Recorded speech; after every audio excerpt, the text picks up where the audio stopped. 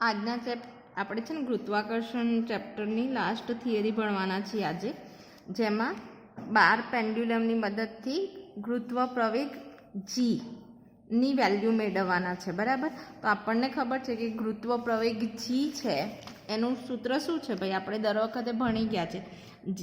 ગુરુત્વાકર્ષણ બળનું સૂત્ર છે જો એફ બરાબર શું છે? જી m1m2/r², અને એમાં એક એમ આવે ના તો એ ગુરુત્વ પ્રવેગ થાય. જો પૃથ્વીનું વજન એટલે કે જો પૃથ્વી સાથે ગુરુત્વાકર્ષણ બળ ગણીએ તો જેમ કે એમ પૃથ્વીનું જે પણ દળ છે એમ ઈ, અને કોઈ પદાર્થ છે એનું વજન સ્મોલ એમ હોય, બંને વચ્ચેનું અંતર r² હોય, તો આ ગુરુત્વાકર્ષણનું સૂત્ર છે.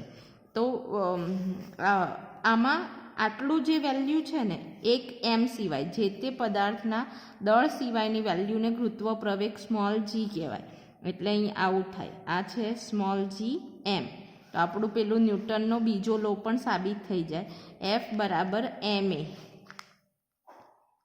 તો આ એ છે, એ જ આપણો ગુરુત્વ પ્રવેગ છે. માટે જીનું સૂત્ર શું બને? જી m/r². એટલે જે તે પૃથ્વીનું વજન દળ જ આવે, પણ જે તે પદાર્થનું દળ આવતું નથી, એટલે ગુરુત્વ પ્રવેગ જી થાય. આના પરથી શું ખબર પડે ભાઈ કે ગુરુત્વ પ્રવેગની વેલ્યુ એવરેજ આપણે 9.8 મીટર/સેકન્ડ² પ્રવેગ છે એટલે આટલી લઈએ છીએ, પણ ખરેખર આટલી દરેક જગ્યાએ હોતી નથી. કેમ કે આપણને ખબર છે કે પૃથ્વી છે એની ત્રિજ્યા છે દરેક જગ્યાએ સરખી નથી હોતી, કેમ કે પૃથ્વી છે સંપૂર્ણ ગોળ નથી. માટે આપણે આગળ જોઈ ગયા એમ કે આ રીતે છે.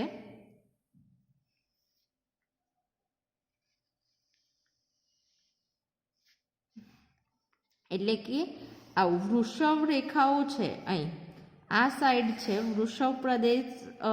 વૃષભ રેખાના એન્ડ પર જે ત્રિજ્યા છે પૃથ્વીની એ મોટી છે કમ્પેર ધ્રુવો સાથેની જે ત્રિજ્યાનું માપ છે એના કરતાં અહીં વિષુવ પ્રદેશમાં ત્રિજ્યા છે અથવા કેન્દ્રથી અંતર વિષુવ પ્રદેશ છે એનું વધારે છે કમ્પેર ટુ ધ્રુવ પ્રદેશનું. એટલે જો આર વધશે તો આપણું જીનું મૂલ્ય નીચે છે, અને પાછો એનો વર્ગ છે, એટલે આર વધે તો જી ઘટશે. એટલે આપણને વિષુવ રેખા ઉપર ગુરુત્વ પ્રવેગ જીનું મૂલ્ય ઓછું મળે છે કમ્પેર ટુ ધ્રુવ પ્રદેશોમાં. બરાબર.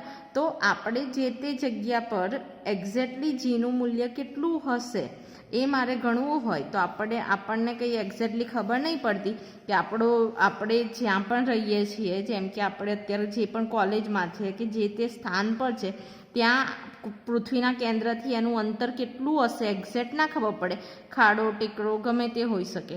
તો ત્યાં જીનું વેલ્યુ કેવી રીતે માપવામાં આવે છે એનો પ્રયોગ તમારે કરવાનો પણ હોય છે, પણ અત્યારે થિયરી સમજો.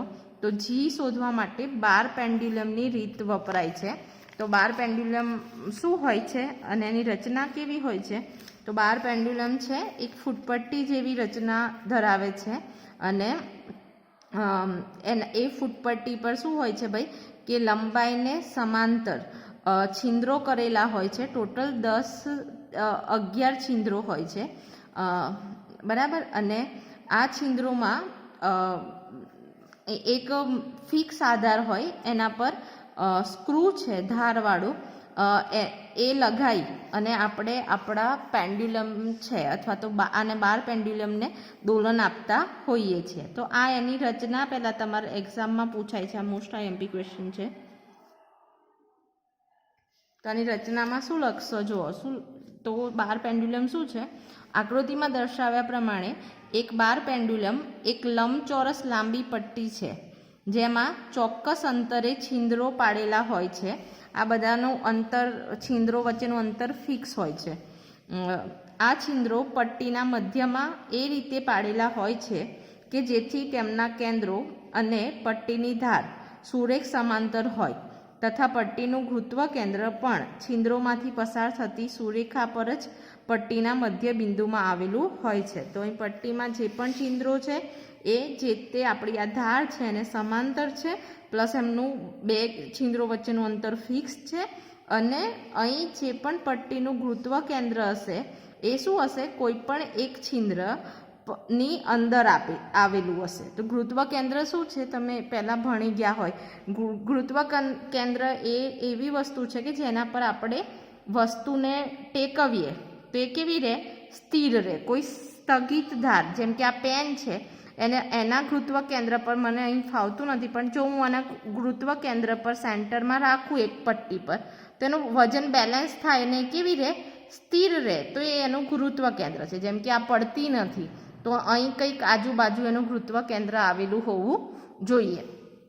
તો જો વ્યવસ્થિત રીતે માસ ડિસ્ટ્રીબ્યુશન થયું હોય કોઈ પદાર્થનું, તો એનું ગુરુત્વ કેન્દ્ર વચ્ચે જ હોય. પણ જરૂરી નથી કે દરેક પદાર્થનું ગુરુત્વ કેન્દ્ર સેન્ટરમાં હોય.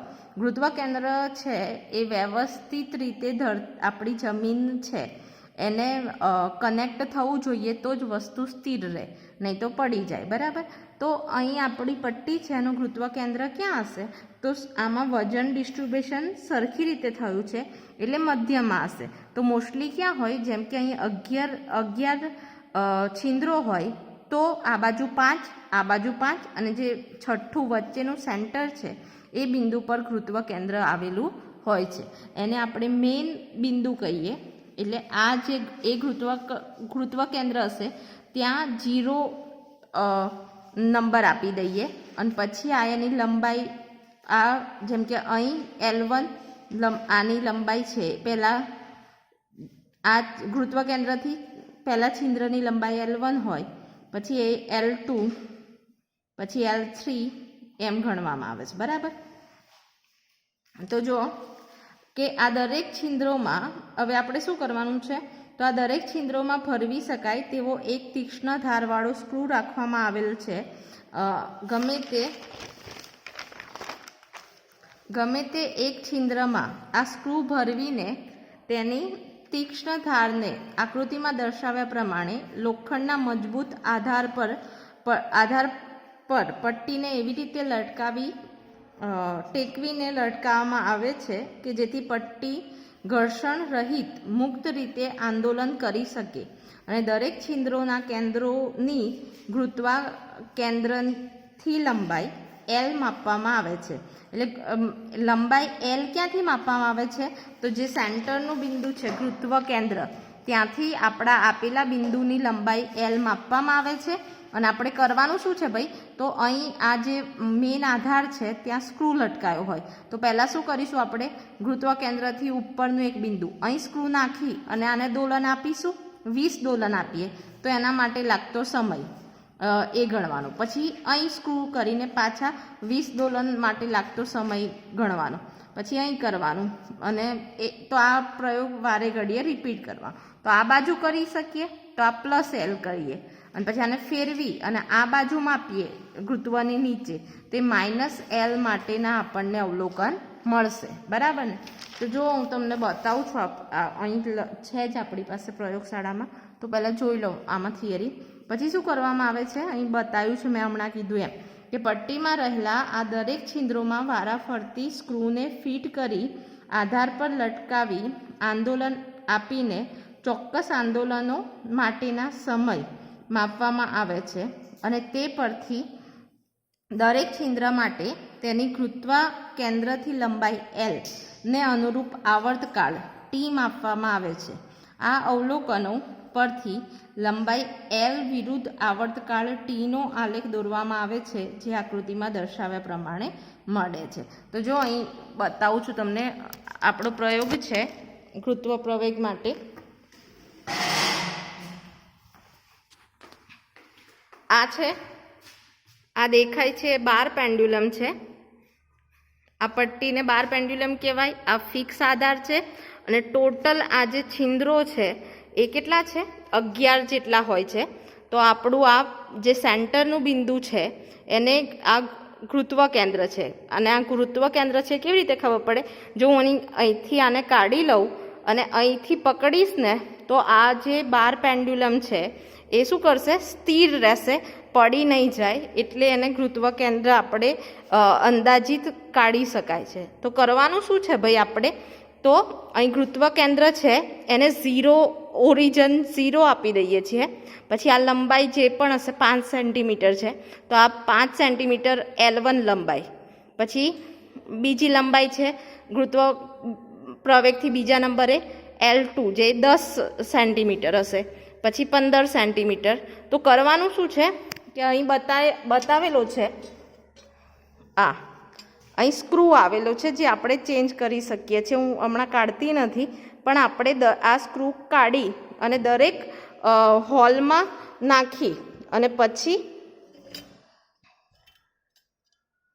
જો એ દરેક હોલમાં નાખીને પહેલાં આપણે આ હોલ ગુરુત્વ કેન્દ્રથી થોડું ઉપર એટલે આ L1 લંબાઈએ અહીં સ્ક્રૂ નાખીશું. પછી આને દોલન આપીશું વ્યવસ્થિત રીતે 20 દોલન. તો 20 દોલન માટે લાગતો સમય ગણીશું. પછી એ જ રીતે બીજા હોલમાં નાખીશું અને વારા ફરથી આપણે એ વસ્તુ રિપીટ કરીશું. તો આપણને શું મળશે એમાં?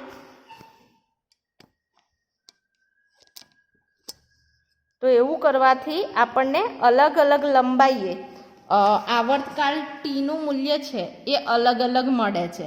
તો જો એનો આલેખ દોરવામાં આવે L વર્સિસ ટીનો, તો એ આલેખ કેવો દોરાય? આ રીતે.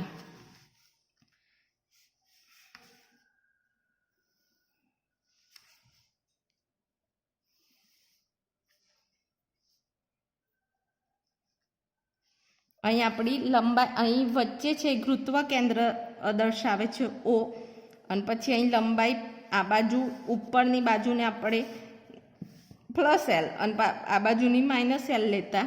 તો અહીં જેમ કે 5 સેન્ટીમીટર, 10 સેન્ટીમીટર, 15, 20.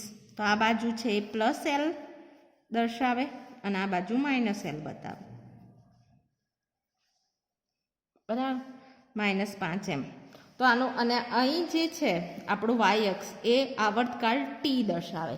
તો કોઈ ચોક્કસ દોલનો 20 દોલનો માટે આપણને 5 સેન્ટીમીટરે કેટલો સમય મળે છે, 10 માટે કેટલો મળે, તો એ બિંદુ જો દર્શાવીએ તો એનો જે આકાર મળે છે એ આ રીતે મળે છે.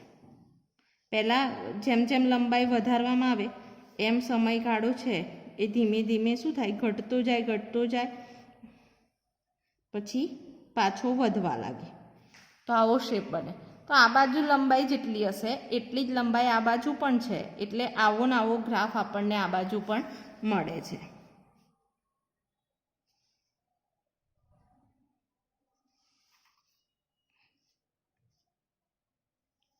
હું અહીં એક લાઈન દોરું છું. કેમ દોરું છું એ તમને પછી ખબર પડશે. તો જો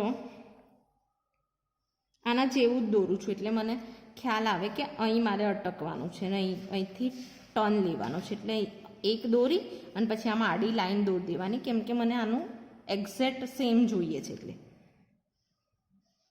અહીં સુધી સીધું રહે છે, પછી અહીંથી વળી જાય છે. તો આવો ગ્રાફ આપણને મળે છે. આપણે બિંદુઓના નામ આપી દઈએ. આ A છે, આ B, C અને D. બરાબર. તો હવે છે ને ઓકે, અહીં PQ આપી દો. સૌથી ઓછું ટી આપે. બરાબર. તો કેપિટલ એ આપણે આવર્તકાળનું જે સમીકરણ છે દોલન માટેનું, કોઈ પણ સાદા દોલન માટેનું આવર્તકાળનું સમીકરણ શું છે ભાઈ? તો T બરાબર 2π √L G. આ કેપિટલ L છે, આવર્તકાળ દર્શાવે છે, અને આ પર્ટિક્યુલર અહીં સ્મોલ l છે એ જે તે લંબાઈ માટે દર્શાવે છે. તો મારે આ કેપિટલ તો મારે G શોધવું હોય તો શું જરૂર પડે? ટીની, આ તો અચળ છે, ટી અને કેપિટલ Lની જરૂર પડે. માટે હું આને જો T² વર્ગ કરી દઉં તો T² 4π² આનો પણ વર્ગ થાય, આ વર્ગ થાય તો આ અંડરરૂટ જતું રહે એટલે LG થાય. તો માટે G બરાબર મને શું મળે? અહીં લઈ જાઉં તો 4π², આ કેપિટલ L છે, કેપિટલ L/T². બરાબર. તો અહીં આપણે અહીં આપણે જો આ સમીકરણને અનુરૂપ આલેખ દોરવાનો છે એટલે આપણે આલેખ કોના વર્સિસ કોનો દોરશું? તો એ દોરીશું એલ વર્સિસ ટીના વર્ગનું. તો અહીં જે છે એ ટીનો વર્ગ છે, બરાબર. જે ટી આવે એના વર્ગ કરી અને પછી ગ્રાફ ડ્રો કરવાનો. તો જો આપણને ટી ક્યાંથી મળશે? તો આપણે જે આલેખ દોર્યો એમાં આપણે જે અહીં એ અને બી કે જ્યારે વેલ્યુ આમ ટર્ન થઈ અને સરખી આવે છે ત્યારે જો હું લાઈન ડ્રો કરું આમ, તો આ જે મારો આ વળા યુ શેપ બને છે એ, તો એ બનવાનું બંધ થઈ જાય અને પાછો સીધો જ્યાંથી થવાનું ચાલુ થઈ જાય એ બિંદુથી જો હું લાઈન ડ્રો કરવામાં આવે તો મારો આ જે ઓરિજિન બિંદુ અને આપણે આડી લાઈન જે ડ્રો કરી છે એ વચ્ચેનું જે અંતર છે એ આપણને આપશે t² જેટલું, બરાબર. તો અહીંથી આ અંતરમાં આપી દેવાનું એ t² જેટલું હોય. અને કેપિટલ એલનું મૂલ્ય કેટલું હશે? તો કેપિટલ એલનું મૂલ્ય છે એ કેટલું હોય? ABC જેટલું, આટલું હોય. એટલે એક આખો ભાગ અને પાછળ આ થોડો ભાગ જાય એટલું. એટલે ખરેખર આપણું એલ કેટલું હોય? તો એલનું અંતર અહીંથી માપવું પડે એ થી સી વચ્ચેનું અંતર, એ થી સી વચ્ચેનું અંતર, અથવા તો ઊંધું લઈએ તો બી થી ડી સુધીનું અંતર. એટલે એક બિંદુ સ્કીપ કરી વચ્ચે કાઢી અને 3 બિંદુ લેવાના, બરાબર. એટલે એ થી સીનું અંતર અથવા બી થી ડી વચ્ચેનું અંતર એ એલ છે. તો આપણને અહીં ગ્રાફ પરથી એલ મળી ગયો અને અહીંથી આ છે, અહીં બિંદુ કોઈ પણ લખી કાઢો એક્સ, OX છે, એ અંતર આપણું t² મળી ગયું. 4π² વેલ્યુ મૂકી દો એટલે આપણને શું મળશે? જીની કિંમત. તો અહીં જોઈ લઈએ, જો એ જ સમજાયું છે. તો આપણે જો એલ અને ટીનો આલેખ દોરવામાં આવે તો એ આલેખ આ રીતે આવે. જે શું હમણાં M1 M2 શું છે પછી ધ્યાનમાં લઈશું. તો અહીં ABPCRD આ દોરેલું છે. આ જે છે t² વર્સિસ એલનો ગ્રાફ છે, બરાબર. તો શું કરવાનું છે? અહીં લખ્યું છે કે ABCD બિંદુમાંથી પસાર થતી સુરેખા આવર્તકાળની અક્ષને જે બિંદુએ છેદે તેનું મૂલ્ય ટી તરીકે લેવામાં આવે છે. એક મિનિટ, સોરી, અહીં છે ને t² નહીં, ટીનો જ ગ્રાફ છે. તો અહીં જે આપણને આ જે ઓ આપણું ઓરિજિનલ છે, ઓરિજિન અને અહીં આવર્તકાળની જે રેખા છે, આડી રેખા જ્યાં છેદે એ વચ્ચેનું અંતર આપણું ટી મળી જશે. અને એલ કેટલું હશે? તો એ થી સીનું અંતર અથવા બી થી ડીનું અંતર. એક બિંદુ સ્કીપ કરી દેવાનું અને જે અંતર મળે એ. તો આપણે એલ પણ શોધી શકીએ. તો અહીં લખ્યું છે કે ત્યારબાદ આપણે સૂત્ર કયું લેવાનું છે આવર્તકાળનું? ટી બરાબર 4π√LG સમીકરણનો ઉપયોગ કરી નીચે મુજબ ગુરુત્વ પ્રવેગ જીની કિંમત મેળવવામાં આવે છે. તો માટે અહીં મારે જી શોધવો છે, તો અંડરરૂટમાં જી સરખી રીતે ના ફાઇન્ડ થાય એટલે આપણે વર્ગ કરીશું આખા સમીકરણનું. માટે થઈ જાય t² બરાબર 4π² વર્ગ કરીએ એટલે અંડરરૂટ જતું રહે એટલે LG. માટે જીને સૂત્ર કરતા કરીએ તો સમીકરણ આવે 4π² L/t². તો એલ અને ટીની વેલ્યુ મૂકી દઈએ એટલે આપણને ગુરુત્વ પ્રવેગ જી આપણને મળે છે, બરાબર. તો એક રીત થઈ. પછી બીજી એક રીત છે, આવર્તકાળ ટીના 2 સૂત્રો છે. એક સૂત્ર આપણે જોઈ ગયા આ કે, તો આ કંઈ છે નહીં ભાઈ, આખું જ તમારે પહેલાં 12 પેન્ડ્યુલમ શું છે, એની રચના શું છે અને કેવી રીતે પ્રયોગ કરવામાં આવે છે એ લખવાનું. પછી ડાયરેક્ટ કેવી રીતે શોધવામાં આવે છે જી. તો પહેલું સૂત્ર આવર્તકાળનું છે ટી બરાબર 2π√LG. તો આને સૂત્ર કરતાં કરી દઈશું અને જે આવે એ વડે આપણે ફાઇન્ડ કરી શકીએ. એટલે અહીં થઈ જાય t² 4π² LG થઈ જાય. માટે આપણે જી ફાઇન્ડ કરવો છે. તો જી બરાબર થઈ જાય 4π L, અહીં t² આવી જાય. જ્યાં t² એ શું છે? તો આપણો જે ગ્રાફ હતો આવો, એમાં આડી લાઈન આપણે ડ્રો કરી હતી. તો એ આડી લાઈન અને ઉગમ બિંદુ વચ્ચેનું જે અંતર છે ટી, તો એ ટીની કિંમત મૂકીએ. અને એલ શું છે તો અહીં એથી આ નહીં ગણવાનું, અહીં એથી સીની લંબાઈ આ અથવા તો બીથી ડીની લંબાઈ છે, તો એ વેલ્યુ મૂકીને આપણે જી શોધી શકીએ છીએ. હવે બીજા સૂત્ર વડે પણ શોધી શકાય. તો બીજું સૂત્ર શું છે ટીનું, તો ટી બરાબર બીજું સૂત્ર છે 2π એલ, કેપિટલ એલ અપોન જીના બદલે જી તો ખરું જ, પણ કેપિટલ એલના બદલે આપણે આવું પણ લખી શકીએ k² પ્લસ l² છેદમાં એલ.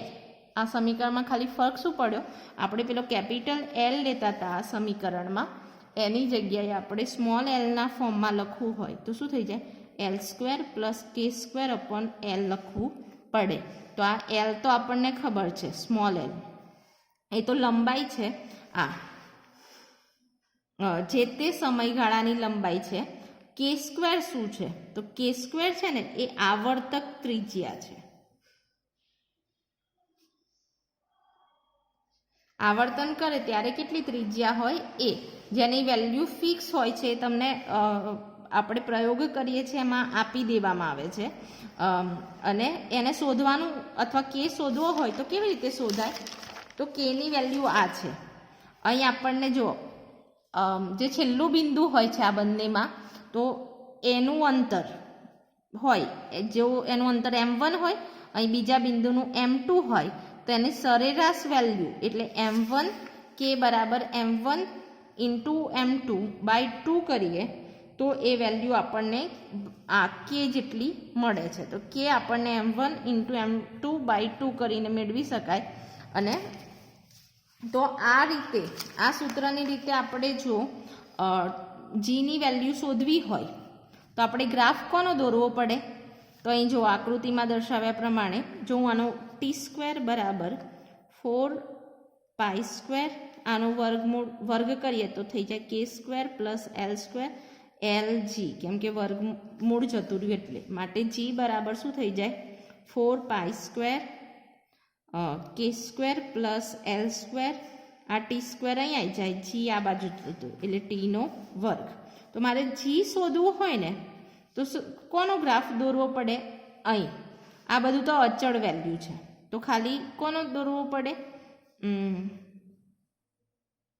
ટી વર્સિસ અહીં l² છે જો, એટલે આ સમીકરણ પરથી વેલ્યુ શોધવાની હોય તો કોનો ગ્રાફ દોરવો પડે ટીનો વર્ગ અને l² અપોન એલનો ગ્રાફ દોરવો પડે. જો અહીં બતાવ્યો છે.